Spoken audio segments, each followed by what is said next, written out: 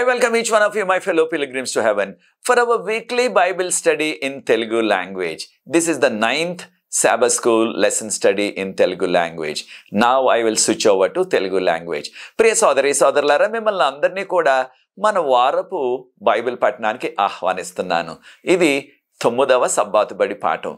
పాఠాన్ని ప్రారంభించక ముందు మీకు అందరికి కూడా వందనాలు చెల్లిస్తున్నాను. గత వారంలో నా కొరకు మీరు ఎంతో పట్టుదలతో అనేక మంది ప్రార్థించారు.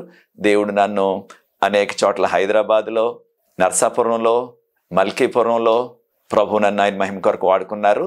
ఆ యొక్క వివాహం అయిపోయిన వెంటనే మళ్ళీ బయలుదేరి రాజమండ్రి ఎయిర్పోర్ట్కి వచ్చి ఆ యొక్క విమానం ద్వారా మధ్యరాత్రి కల్లా పూనా చేరిపోయి ఉదయాన్నే 8 గంటలకల్లా మరలా క్లాసుల్లో పాఠాలు చెప్పడానికి వెళ్ళిపోయే ఆ కృపను ప్రభు ఇచ్చారు.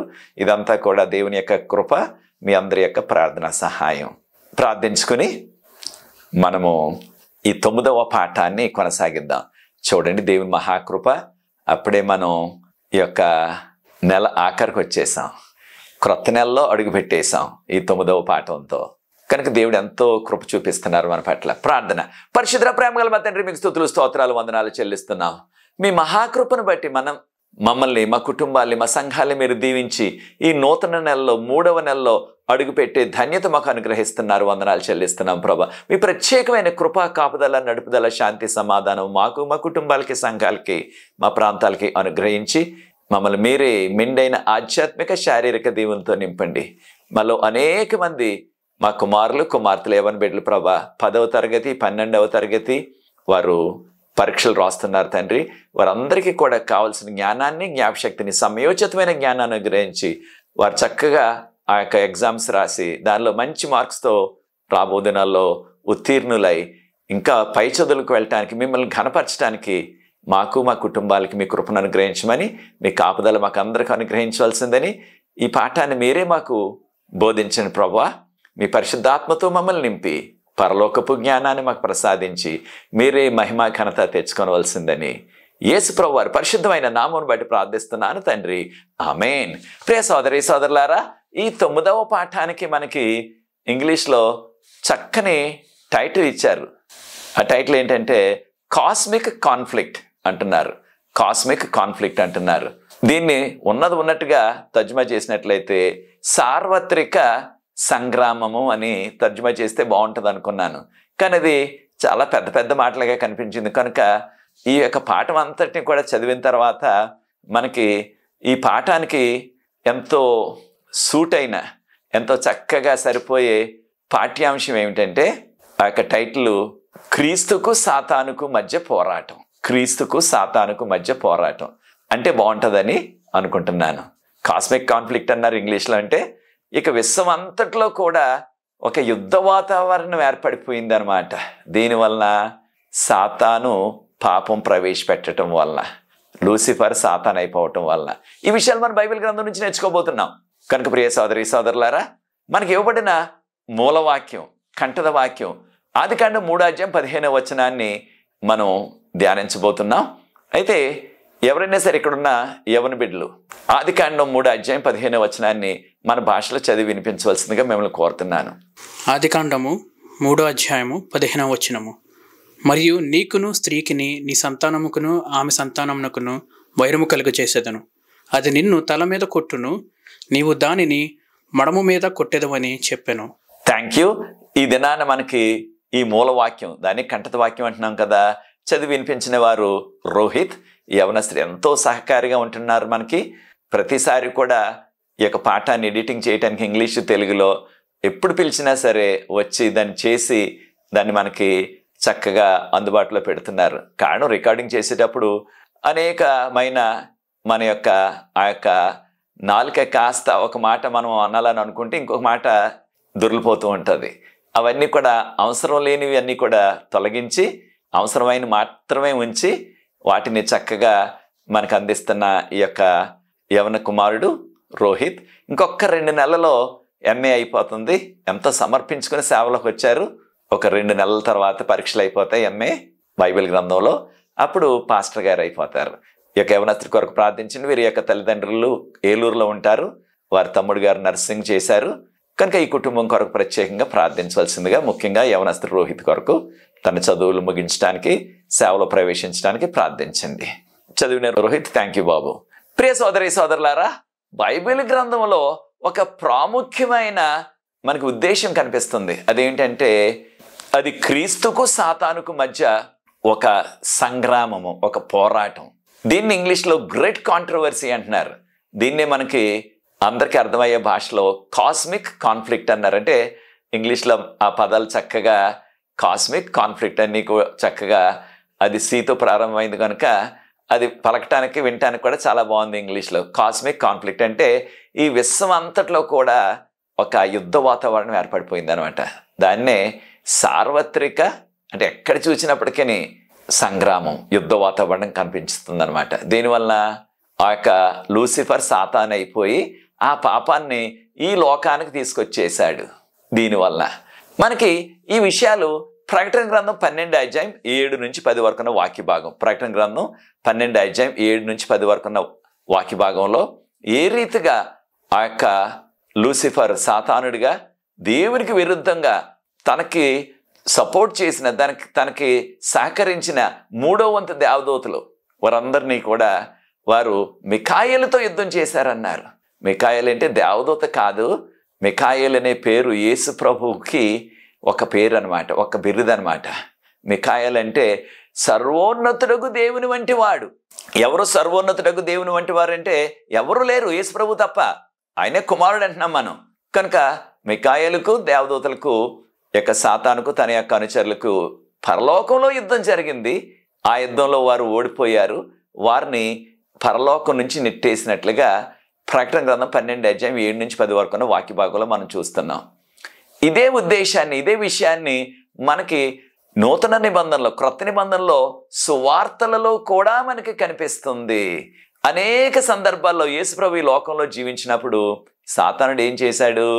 యేసు ప్రభుని ప్రతిఘటించి, యేసు ప్రభు వెళ్ళినప్పుడు అక్కడ దెయ్యం పట్టిన వారు, ఉదాహరణకు గదరియన్ అనే ప్రాంతానికి యేసు ప్రభు వారు వెళ్ళారు. మార్కు సువార్త 5 అధ్యాయం మొదటి 10 వచనాల్లో మనం గమనించినట్లయితే అక్కడ దెయ్యాలు పట్టిన వాడు ఉన్నాడు ఏకంగా. అయితే ఎన్ని దెయ్యాలంటే 2000కు పైగానే ఉన్నాయి దెయ్యాలు. కారణం ఆ దెయ్యాలన్నీ కూడా ప్రభువుని వేడుకున్నాయి, మమ్మల్ని ఇక్కడి నుంచి వెళ్ళగొట్టొద్దు, ఈ పందుల్లోకి వెళ్ళటానికి మాకు అవకాశం ఇవ్వండి, అనుమతి ఇవ్వండి అన్నారు. యేసు ప్రభు అనుమతించారు. ఆ యొక్క దురాత్మలన్నీ కూడా పందుల్లోకి వెళ్ళిపోయాయి ఆ వ్యక్తి నుంచి. ఆ వ్యక్తిలో దురాత్మలు ఉన్నంతకాలం ఏం చేశాడు ఈ వ్యక్తి? నగ్నంగా, వస్త్రాలు లేకుండా వీధుల్లో, గ్రామాల్లో తిరిగేవాడు. ఎవరు కనిపించినా సరే వాళ్ళని రాళ్ళతో కొట్టేసేవాడు. అంటే పిచ్చి పట్టేసింది అనమాట. అనగా ఒక వ్యక్తి పిచ్చి పట్టేయటానికి ఒక కారణం బైబిల్ గ్రంథం చెప్తున్నది, ఆ వ్యక్తిని ఈ దురాత్మలు పట్టేసి పీడిస్తున్నాయి అన్నమాట. దానివల్ల పిచ్చోడైపోయాడు. ఎప్పుడైతే యేసు ప్రభు అప్పుడు ఆ దారిని కూడా ఎవ్వరు వెళ్ళటానికి సాహసించట్లేదు. ఎవరైనా వెళ్ళాలంటే అత్యవసరం వచ్చి ఆ రోడ్డు మీద ఒక్కళ్ళో వెళ్తానికి భయపడేవారు, ఒక గుంపుగా వెళ్ళేవారు. గుంపుగా వెళ్తే వాడు కాస్త భయపడి తగ్గేవాడు అనమాట.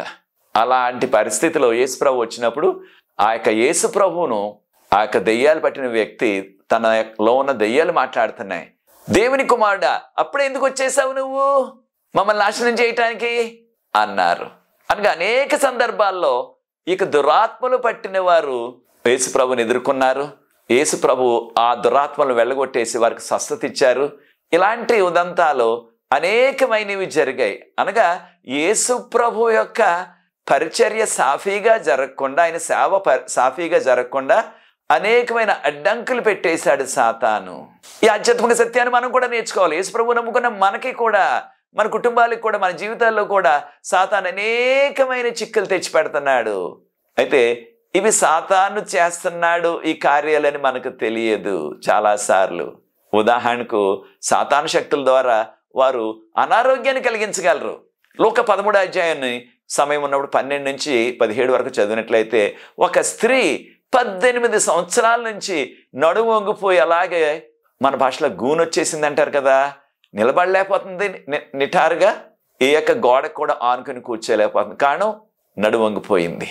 దేనివల్ల అంటే ప్రభు అన్నారు, ఈ యొక్క అబ్రహాము కుమార్తె, ఇశ్రాయేలీలందరూ కూడా అబ్రహాము కుమారులు, కుమార్తెలు అని చెప్పుకుంటారు ఈనాటికి కూడా.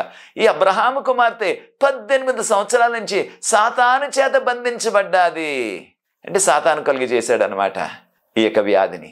అదే రీతిగా మార్కు సువార్త 9వ అధ్యాయంలో ఒక బాలుడు అనేక పర్యాయాల్లో నీటిలో దూకేశాడు చనిపోవాలని, అగ్నిలో దూకేశాడు చనిపోవాలని, అనేక మార్లు నోట్లోంచి నుగురొచ్చేసింది, ఏకంగా విలవిల కొట్టేసుకుంటున్నాడు. ఏకంగా యేసు ప్రభు దగ్గరికి వచ్చినప్పుడు యేసు ప్రభు వారు అన్నారు, ఎంతకాలం జరుగుతుందంటే చాలా కాలం నుంచి అని చెప్పాడు తండ్రి. యేసు ప్రభు ఆ దురాత్మను వెళ్ళగొట్టేస్తే ఆ యొక్క బాలుడికి ఎప్పుడు ఆ సమస్య రాలేదు. అంటే ఆ యొక్క బాలుని ఏదో రీతిగా చంపేయాలని ఆ యొక్క బాలుల్లో ఉన్న ఆ దురాత్మ, దాన్నే కొన్నిసార్లు మనం దెయ్యాలు పట్టాయి అంటాం, లేకపోతే కొన్నిసార్లు కొన్ని ప్రాంతాల్లో గాలి పెట్టేసింది, లేకపోతే గాలి మీద పడ్డది అంటారు కొన్నిసార్లు కొన్ని ప్రాంతాల్లో. అందుకే ఇది ఎంత కూడా సాతాను శక్తులు అనమాట, దురాత్మలు అనమాట, దుష్ట శక్తులు అనమాట. అవి ప్రజల్ని ఆత్మహత్య చేసుకోవటానికి, అంటే తమ్ము తాము చంపేసుకోవటానికి, దీన్ని ఇంగ్లీష్లో సూసైడ్ అంటున్నాం, ఆ విధంగా చేయటానికి కూడా ఆ యొక్క దురాత్మలు వీరు నడిపిస్తాయి అన్నమాట. కనుక సాతాను అనేక రీతిలుగా ఈ లోకంలో ప్రత్యక్షమయ్యి ఇబ్బందులు కలిగిస్తూనే ఉన్నాడు. అయితే ప్రియ సోదరి సోదరులారా, అయితే యేసు ప్రభు మనలో ఉన్నారు కనుక యేసు ప్రభు మనకి ఆయన శక్తినిస్తారు. 1 యోహాను పత్రిక 4వ అధ్యాయం 4వ వచనం, 1 యోహాను పత్రిక 4వ అధ్యాయం 4వ వచనంలో, మీలో ఉన్నవాడు ఈ లోకంలో ఉన్నవాడు కంటే గొప్పవాడు, ఘనుడు, బలవంతుడు. ఎవరు మనలో ఉన్నవారు? యేసు ప్రభు. విశ్వాసం ద్వారా ఆయన నమ్ముకున్నట్లయితే ఆయన మన జీవితంలో, మన హృదయంలో ఉంటారు. కనుక మనలో ఉన్న వ్యక్తి ఆయన యేసు ప్రభు వారు. ఆయన నమ్ముకున్నట్లయితే ఆయన ఈ లోకంలో ఉన్నవాడు ఎవరు? సాతాను. సాతాను కంటే బలవంతుడు ఆయన. కనుక ప్రియ సోదరి సోదరులారా, ఈ విషయాలు మనం బైబిల్ గ్రంథం నుంచి నేర్చుకుంటున్నాం. యేసు ప్రభు వారి లోకంలో ఉన్నప్పుడు ఒక ఉపమానం చెప్పారు. ఒక భూస్వామి ఉన్నాడు, ఆయనకి చాలా వ్యవసాయం ఉంది. ఆయన యొక్క సేవకులు వెళ్ళి చక్కని విత్తనాలు, మంచి గోధుమలు ఆ యొక్క పొలంలో నాటారు, పొలంలో చల్లారు. చల్లిన కొద్ది రోజులకే అవి మొలకెత్తడం ప్రారంభించాయి. వెంటనే ఆ యొక్క యజమాని యొక్క సేవకులు వచ్చారు. ఈ విషయాలు, ఈ యొక్క ఉపమానం యేసు ప్రభు వారు చెప్పారు ఒక సాదృశ్యంగా. మత్తయి సువార్త 13వ అధ్యాయం 24 నుంచి 30 వరకు ఉన్న వాక్య భాగాన్ని మనం గమనించాలి. ఈ యొక్క ఉపమానంలో యేసు ప్రభు వారు చెప్పారు. అప్పుడు ఆ సేవకులు వచ్చి, అయ్యా మనం మంచి గోధుమలు వేసాం కదా, అయితే ఆ మొలకెత్తునవి చూస్తున్నప్పుడు గోధుమలతో పాటు గురుగులు కూడా మొలుస్తున్నాయి. గురుగులు ఎవరు వేశారు? గురుగులు. గురుగులు అంటే మనకు ఎక్కువగా అవి అలవాటు లేవు, కానీ పేరు మాత్రమే గురుగులని తెలుసు. కానీ ఆ గురుగు గింజ, ఇంగ్లీష్లో టేర్స్ అంటారు, ఆ గురుగు గింజ చాలా చేదుగా ఉంటుంది అని ఆ ప్రాంతవాసులు, అనగా ఇశ్రాయేలీ ప్రాంతవాసులు ఇప్పుడు కూడా చెప్తా ఉంటారు. ఉదాహరణకు 1 కేజీ గోధుమలు పట్టుకెళ్ళి పిండి ఆడించుకున్నారు అనుకోండి, దానిలో ఒక్క గింజ, గురుగనే గింజ పొరపాటుని పడ్డదంటే, పొరపాటున వచ్చిందంటే ఇక కేజీ పిండి అంతా కూడా చేదుగా అయిపోతాయి అన్నట్టు. అంటే గురుగులు చేదైన గింజలు. అయితే దాదాపుగా చూడటానికి గోధుమల్లాగే కనిపిస్తాయి. సరిగ్గా పరిశీలిస్తేనే ఇది గోధుమ, ఇది గురుగు అని తెలుస్తుంది. కనుక ఆ పిండి ఆడించుకోకముందు, అనగా పిండి ఆ రోజుల్లో దంచుకొని పిండి చేసుకునేవారు. పిండి చేసుకోకముందు వారు పరిశీలించి ఎక్కడైనా గురుగు గింజలు ఉన్నట్లయితే వాటిని వేరేసి పడేసేసి వాటిని కాల్చేసేవారు, ఏకంగా పొయ్యిలో వేసి. కారణం అవి ఉన్నట్లయితే మళ్ళీ వర్షాలు వచ్చినప్పుడు మళ్ళీ మొలుస్తాయి, మళ్ళీ మనకి ఇబ్బంది కలిగిస్తాయని ఆ గురుగు గింజల్ని కాల్చేసేవారు. ఈ సేవకులు అన్నారు, అయ్యా ఆ గురుగులు మొక్కలు వచ్చేసాయి, మేము వెళ్ళి నెమ్మదిగా ఆ గురుగులు మొక్కలు, అంటే వాటిని నిశ్చితంగా పరిశీలిస్తే, మనం కేర్ఫుల్గా చూడటం అంటాం కదా, మనం దాన్ని పరిశీలించినట్లయితే తెలిసిపోతాయి అనమాట ఈ గురుగు మొక్కలని. అప్పుడు వాటిని పెరికివేయమా, పీకివేయమా అని అడిగారు యజమానితోటి. యజమాని గారు అన్నారు, లేదు అలా చేయొద్దు, మీరు వెళ్ళి ఆ గురుగుల్ని మీరు పీకేయటానికి వెళ్ళినట్లయితే పొలంలోకి, మీరు ఆ గోధుమ మొక్కలను కూడా తొక్కేసే ప్రమాదం ఉంది. కొన్నిసార్లు పొరపాటుని ఆ గురుగు మొక్కలతో పాటు గోధుమ మొక్కలను కూడా మీరు పీకేసే ప్రమాదం ఉంది. కనుక అలాగే ఉంచేయండి. ఎప్పటి వరకు? పండే వరకు కూడా అలాగే ఉంచేయండి. అంటే పండే వరకు, పంట వచ్చే వరకు కూడా ఇవి గోధుమలతో పాటే ఉన్నాయి, గోధుమల మధ్య ఉన్నాయి. గోధుమలకి వారు వేస్తున్న ఆ ఎరువులు, నీరు అదంతా కూడా అవి కూడా చక్కగా అనుభవిస్తున్నాయి. కానీ ఎప్పుడైతే కోతకాలం వస్తుందో అప్పుడు ఆ కోసే సేవకులకి చెప్తాను నేను, మీరు ముందు ఆ గురుగులు ఎక్కడున్నాయో చూచి ఆ గురుగు మొక్కలన్నిటిని కూడా, గురుగులన్నిటిని కూడా కోసివేసి పెరికివేసి వాటిని కట్టలు కట్టేయండి. ఆ కట్టలను మనం అగ్నిలో వేసి కాల్చేద్దాం, అగ్నిలో వేసి కాల్చేద్దాం. అప్పుడు ఆ గోధుమలు పంటకు వచ్చేసాయి కదా, వాటిని కోసి నూర్చి అప్పుడు తీసుకువెళ్ళి మన ధాన్యాగారంలో మన ధాన్యం కొట్టుల్లో వేసుకుందాం అన్నారు ఆ యజమాని గారు. అయితే ఈ యొక్క గోధుమలు వేసిన వారెవరు? దేవుని కుమారుడని చెప్పబడ్డది ఈ ఉపమానంలో. ఈ పొలం ఏమిటి సాదృశ్యం? ఈ లోకం అంతటికీ కూడా. కనుక ఇక్కడ మనం చూస్తున్నది మంచి చెడ్డ ఈ లోకంలో ఆ గోధుమల్లాగా గురుగుల్లాగా ప్రత్యక్షమై ఉన్నవి. అవి ఎక్కడ చూసినా కనపడిస్తాయి. మీరు ఏ గ్రామానికి అయినా వెళ్ళండి, ఏ దేశానికైనా వెళ్ళండి, పాపం లేకుండా ఉన్న ప్రాంతం ఏదైనా ఉన్నదా అంటే ఎక్కడా కనిపించదు మనకి. కనుక ప్రియ సోదరి సోదరులారా, దేవుడు మంచివాడు, ఆయన సమస్తాన్ని కూడా మంచిగానే సృష్టించారు.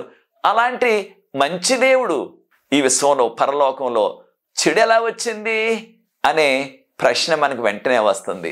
ఆ మంచి గోధుమలు నాటారు ఆ యజమాని గారి యొక్క సేవకులు.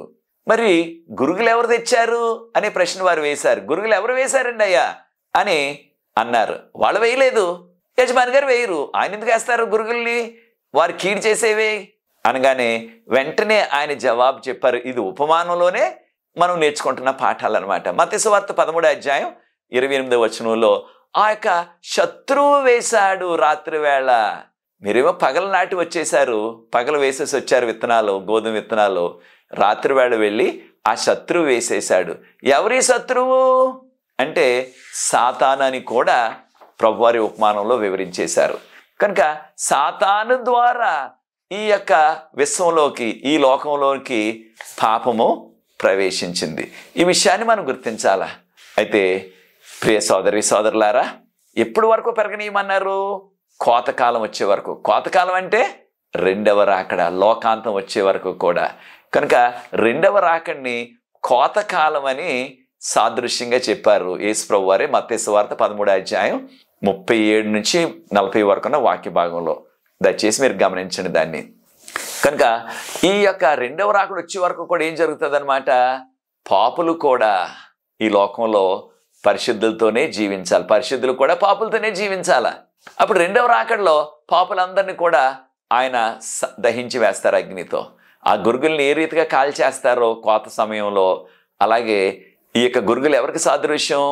సాతానుకు, సాతాను కార్యాలు చేసేవారికి, సాతాను నమ్మేవారికి, సాతాను బోధలు, సాతాను పనులు, పాప పనుల్లో వారు మునిగిపోతున్న వారందరూ కూడా ఈ యొక్క గురుగులకు సాదృశ్యం అనమాట.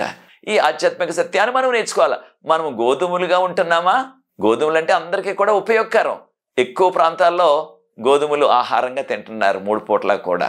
ఉదాహరణకి మనం ఉత్తర భారతదేశం వెళ్ళామనుకోండి, వారు ఉదయం, మధ్యాహ్నం, సాయంత్రం కూడా గోధుమలే తింటారు, గోధుమ రొట్టె తింటారు. అయితే గోధుమలు ఎంతోమందికి ఉపకారిగా, ఎంతోమందికి ఆరోగ్యకరంగా, ఎంతోమందికి జీవనాధారంగా ఉన్నాయి.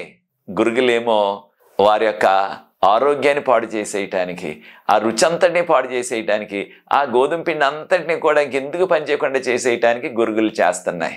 అంటే ఒక్క గురుగు ఉన్నట్లయితే, ఒక్క గురుగు గింజ ఉన్నట్లయితే ఆ గోధుమలు కేజీ అయినా 2 కేజీలు అయినా సరే చేదైపోతాయి. అంటే ఒక్క పాపపు క్రియ మన జీవితంలో ఆ గురుగు లాంటిది ఉన్నట్లయితే అది మన జీవితాన్ని అంతని కూడా పాడు చేసేస్తుంది. ప్రియ సోదరి సోదరులారా, మనకి గురుగు గింజల లాంటి పాపపు పనులు, పాపపు అలవాట్లు మన జీవితాల్లో ఉన్నవా? ఒక్కసారి మనం గుర్తించాలా. మనందరం కూడా గమనిస్తున్నది ఏంటంటే, ఈ లోకంలో ఈ పాపం ఎలా ప్రవేశించింది అని ఒక్కసారి గమనించినట్లయితే, దేవుడు ఆదికాండం 1:31 ఆదికాండం 1:31 దేవుడు చేసింది సమస్తం కూడా ఎంతో మంచిగా ఉన్నదన్నారు. మీరు ఇంగ్లీష్లో గమనించినట్లయితే ఆదికాండం 1:31 ఎవ్రీథింగ్ ఈజ్ వెరీ గుడ్ అన్నారు దేవుడు. వెరీ గుడ్ అంటే చాలా మంచిగా ఉంది.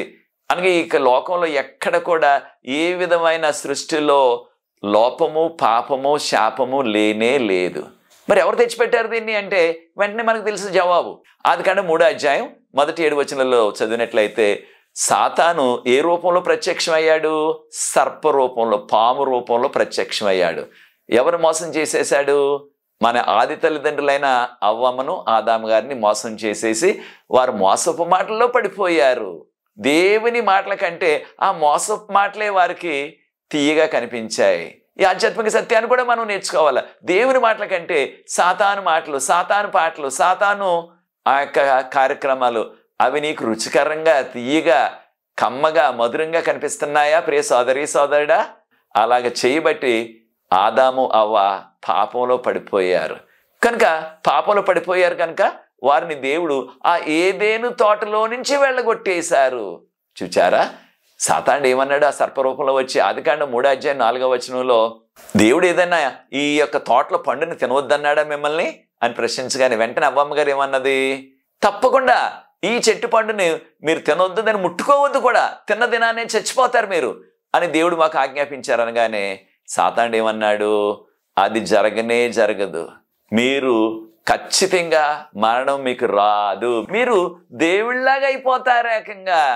అయితే అవ్వ దేవుని మాటల కంటే సాతాను మాటలకే ఎక్కువ ప్రాధాన్యత ఇచ్చింది, సాతాను మాటలు నమ్మేసింది.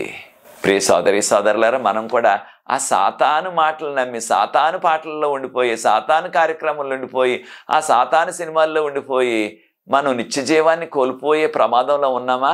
ఒక్కసారి మనల్ని మనం ఆలోచించాలి, ఒక్కసారి మనల్ని మనం ప్రశ్నించుకోవాలి.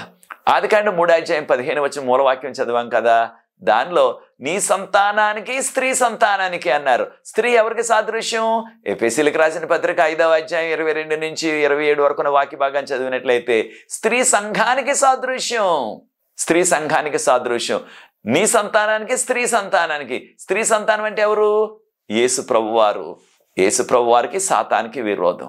అయితే ప్రియ సోదరి సోదరులారా, మనందరికీ కూడా మనం గుర్తిస్తున్నట్లుగా, నేర్చుకుంటున్నట్లుగా ఈ పాపం అనేది పరలోకంలోనే ప్రారంభమైంది, పరలోకంలోనే ప్రారంభమైంది. అయితే ఆదిలో లూసిఫర్లో కూడా ఏ పాపం లేదు.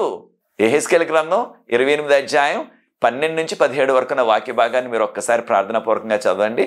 ముఖ్యంగా మనం గమనించినట్లయితే దేవుడు లూసిఫర్ని సృష్టించి, లూసిఫర్కు తక్కిన దేవతలందరూ కూడా సృష్టించారు.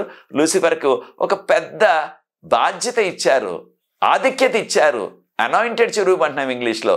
అంటే దేవుని యొక్క సన్నిధిలో ఉండే దూత. ఎంతటి ఆధిక్యత చూడండి. అంటే దేవుని తర్వాత ఇక ఆ వ్యక్తికే సర్వ అధికారాలు ఇవ్వబడ్డాయి అన్నమాట. అంతటి పెద్ద బాధ్యతలు ప్రభువు పెట్టినప్పటికీ ఎంతో కాలం ఎంతో నమ్మకంగా ఉన్నాడు, పవిత్రుడిగా ఉన్నాడు లూసిఫరు. దేవదూతలు పురుషులు, స్త్రీలు కాదు సుమా, మనందరికీ తెలిసే విషయం. కానీ దేవుడు దేవదూతలకి మనుషులకు కూడా విచక్షణ జ్ఞానాన్ని ఇచ్చారు.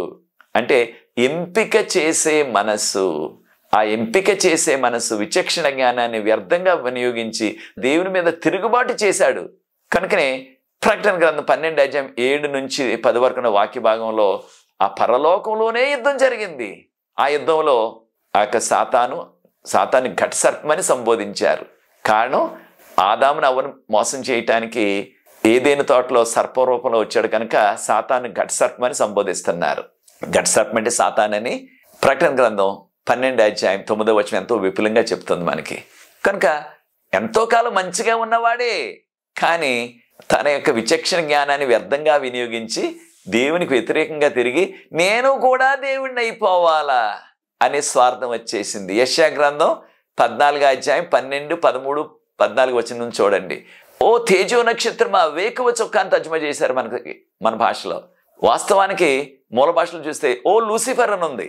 కానీ లూసిఫర్ అనే ఆ పేరుకి అర్థం ఏంటంటే తేజో నక్షత్రమా, వేకువ చొక్క. మన యొక్క తెలుగు భాషలో వట్టి వేకువ చొక్క, తేజ నక్షత్రం వాడారు, కానీ లూసిఫర్ అనే మాట వాడలేదు. కనుక ఇది లూసిఫర్కి సంబంధించలేదు అనుకుంటారు చాలామంది. అది సరికాదు. ఇంగ్లీష్లో అనేక తర్జుమాల్లో లూసిఫర్ అనే మాట వాడారు. యెషయా గ్రంథం 14:12 ఓ లూసిఫర్, నువ్వు ఏ రీతిగా భూమికి నెట్టబడ్డావు. యెషయా గ్రంథం 14:13 గమనించినట్లయితే నేను ఆకాశ నక్షత్రాల కంటే పైగా ఉండాలా.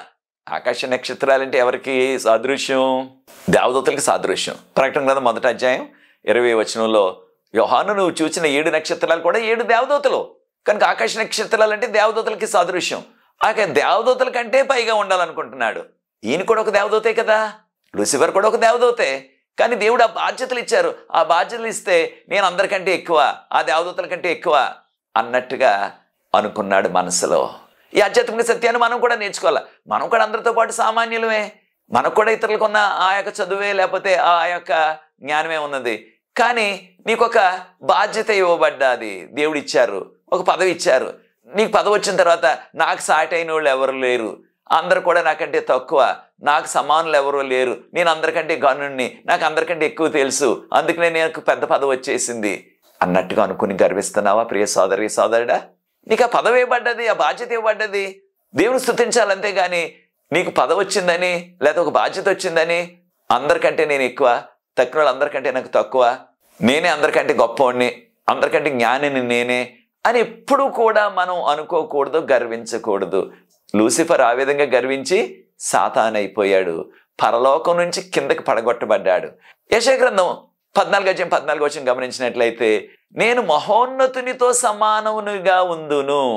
మహోన్నతుడు ఎవరు? దేవుడు. దేవునితో సమానంగా ఉండాలా, ఆ సభాపర్వతం మీద నేను కూర్చోవాలా అంటే లూసిఫర్లో వచ్చిన ఆ యొక్క పాపపు ఆలోచన చూడండి. నేను దేవుణ్ణి అయిపోవాలా, నేను కూడా అందరినీ పాలన చెయ్యాలా, ఈ విశ్వాంతటి కూడా నేను పాలకుడిగా ఉండాలా, నేను సింహాసనం మీద కూర్చోవాలా అనుకున్నాడు. దీనివల్ల ఎంతో గర్వించాడు. యెహెజ్కేలు గ్రంథం 28:17 తనకున్న అందాన్ని బట్టి ఇక లూసిఫర్ ఎంతో గర్వించాడని చెప్పబడ్డది. ప్రియ సోదరి సోదరుడా, ఈ ఆధ్యాత్మిక పాఠాన్ని కూడా మనం నేర్చుకోవాలి. మనం అందంగా ఉన్నామని, మన భాషలో అంటారు కదా, ఏదో ఎర్రగా బుర్రగా ఉన్నామని మనం గర్విస్తున్నామా? లేకపోతే మనకు ఒక పెద్ద పదవి ఉందని, లేకపోతే ఎంతో పెద్ద చదువు ఉందని, మనకు పలుకుబడి ఉందని, పెద్ద ఆస్తి ఉందని మనం గర్విస్తున్నామా? లేకపోతే అందరికంటే మంచి వాహనం ఉంది, నాకే కారు ఉంది, మా గ్రామంలో ఇంకెవరికీ లేదు అని గర్విస్తున్నావా? నీకున్నదాన్ని దేనిని బట్టి గర్వించొద్దు. ఎవరిచ్చారు ఇవన్నీ కూడా? దేవుడిచ్చారు. కనుక దేవునికే మహిమ చెల్లించాలా. ప్రియ సోదరి సోదరులారా, సాతాను తనకి ఇవ్వబడిన ఆ యొక్క విచక్షణ జ్ఞానం, దాన్నే ఎంపిక చేసే ఆ జ్ఞానం అన్నమాట, ఇంగ్లీష్లో ఫ్రీ విల్ అంటున్నారు, దుర్వినియోగపరిచి దేవునికి వ్యతిరేకంగా తిరిగి సాతానుడు అయిపోయి పరలోకం నుంచి నెట్టవేయబడ్డాడు. ఈ భూమి మీదకి వచ్చి ఈ భూమి మీద పాపాన్ని ప్రవేశపెట్టారు.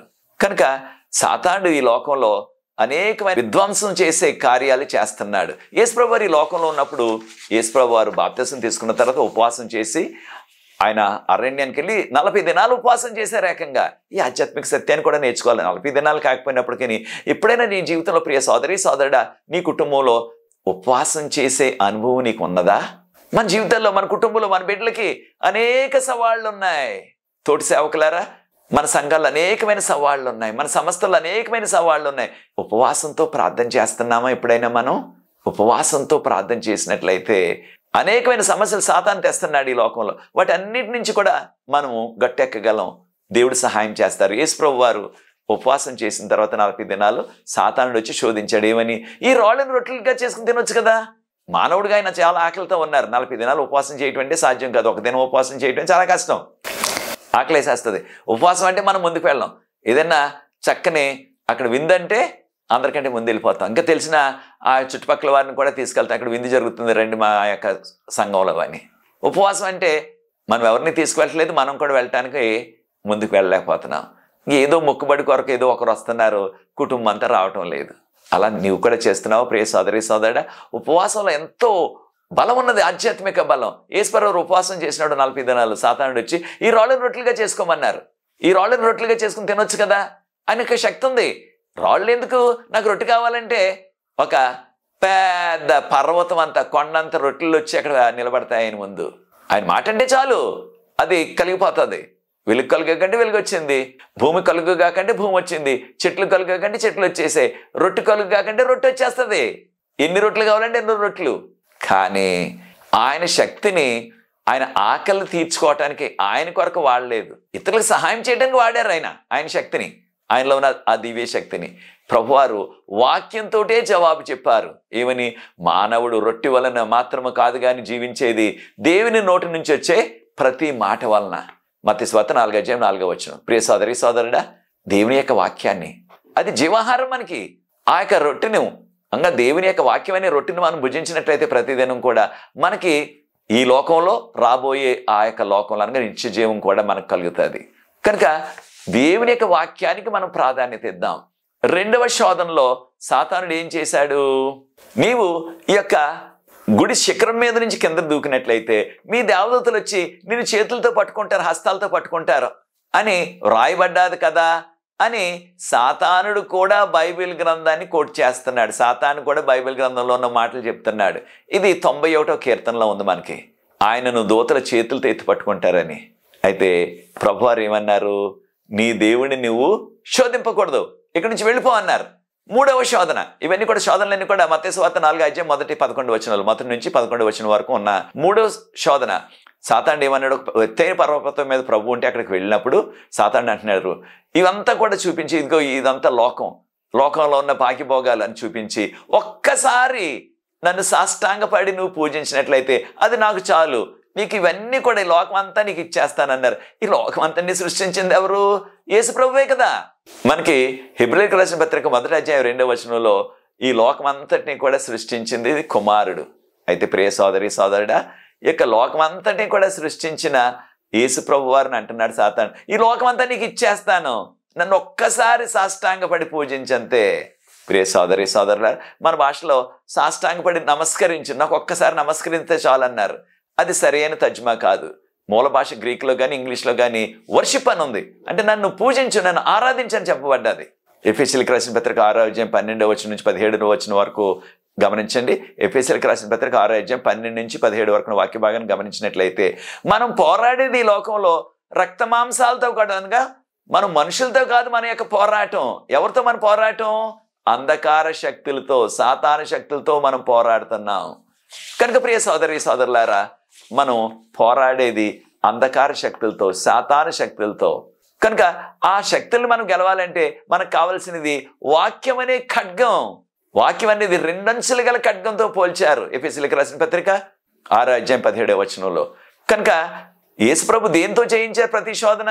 వాక్యం ద్వారా. వాక్యాన్ని ఉటంకించి వాక్యంలో ఉన్న విషయాలు చెప్పి, ఇగో మానవుడు రొట్టె వల్ల మాత్రం కాదు దేవుని మాట వల్ల జీవిస్తాడని చెప్పారు. ఇది ద్వితీయోపదేశకాండంలో ఉన్నది.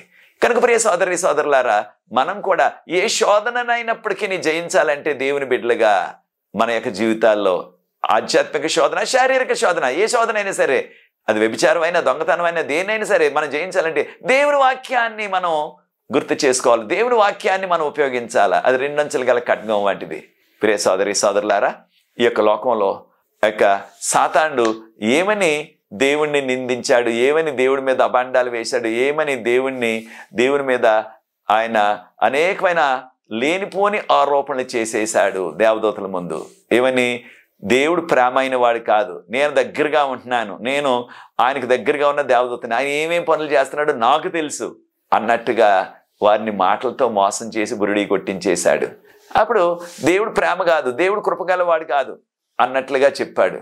అయితే యేసుప్రభు వారు అన్నారు, యోహాను సువార్త 8వ అధ్యాయం 44వ వచనం, యోహాను సువార్త 8వ అధ్యాయం 44వ వచనంలో, సాతాను ఆది నుంచి కూడా అబద్ధికుడు, he is a liar from the beginning. ఆది నుంచి కూడా అబద్ధాలే చెప్తా ఉన్నాడు. అవ్వకి అబద్ధాలు చెప్పాడు, నీవు చావరని. కానీ కొంతకాలం తర్వాత వారు చనిపోయారు. అంటే ఈ విధంగా సాతాను అబద్ధాలు చెప్తున్నాడు.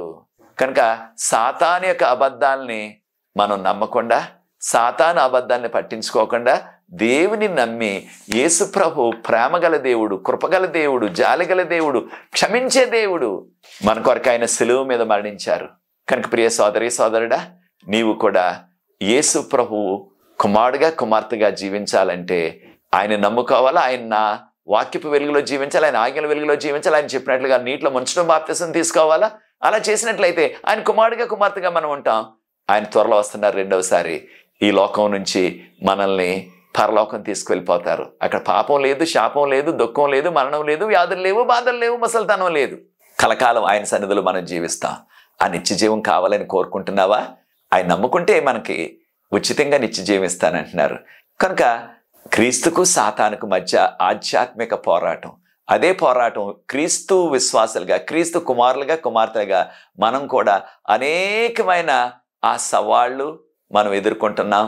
ఆ యొక్క ఆధ్యాత్మిక పోరాటంలో మనం కూడా ఒక పాలిభాగస్థులు అయిపోతున్నాం. ప్రతి దినం కూడా మన జీవితంలో కూడా ఆ విధమైన ఆధ్యాత్మిక పోరాటం, గ్రేట్ కాంట్రవర్సీ అంటున్నాం, అది జరుగుతూనే ఉన్నది. ప్రతి దినం కూడా సాతాన్ని మనం ఎదుర్కొనాలా, ఆ శోధనలను జయించాలా. అవి జయించాలంటే మన శక్తి చాలదు, యేసు ప్రభుని నమ్మినట్లయితే ఆయన శక్తి మనకి ఇస్తారు. ఆయన యొక్క వాక్యం అనేది రెండంచులు గల ఖడ్గం. ఆ వాక్యం అనే శక్తితో, ఆ వాక్యం అనే ఖడ్గంతో మనము సాతానుని జయించవచ్చు. యేసు ప్రభు ఏ రీతిగా జయించారు అది నీకు కావాలని కోరుకున్నట్లయితే నాతో ఏకీభవించండి. ఇక ప్రార్థించి 9వ పాఠాన్ని ముగిస్తాను. దేవుని కృపలో దేవుని చిత్తమైనట్లయితే వచ్చే వారం 10వ పాఠాన్ని మనం ధ్యానిద్దాం. ప్రార్థన. పరిశుద్ధ ప్రేమ గల మా తండ్రి, మీకు స్తుతులు స్తోత్రాలు వందనాలు చెల్లిస్తున్నాం. మమ్మల్ని, మా కుటుంబాలని, మా సంఘాలని మీరు ప్రేమించి నూతన నెలలో ప్రవేశపెట్టారు. మీ కృపను మాతో ఉంచండి. ముఖ్యంగా మా జీవితంలో అనుదినం కూడా అనేకమైన ఆధ్యాత్మిక పోరాటాలు జరుగుతున్నవి ప్రభువా. అనేక సందర్భాల్లో ప్రతిదినం కూడా మేము శోధనలు ఎదుర్కొంటూనే ఉన్నాం. సాతాను తెస్తూనే ఉన్నాడు ఆ కష్టాలు, శ్రమలు, శోధనలు, బాధలు. వాటన్నిటిని కూడా జయించడానికి మీ శక్తి కావాలి. మీ కృప మాకు కావాలి ప్రభువా. మీ వాక్యం అనే రెండంచెల ఖడ్గాన్ని, మీ వాక్యం అనే రెండంచెలు గల ఖడ్గాన్ని మేము ధరించి దాని ద్వారా జీవించే కృప మాకు అనుగ్రహించమని యేసు నామమును బట్టి అడుగుచున్నాం తండ్రి. ఆమేన్, ఆమేన్. ప్రభు మిమ్మల్ని ప్రత్యేకంగా దీవించుగాక. God bless you. వచ్చే వారం మరలా కలుసుకుందాం 10వ పాఠం దేవుని చిత్తం అయినట్లయితే. God bless you.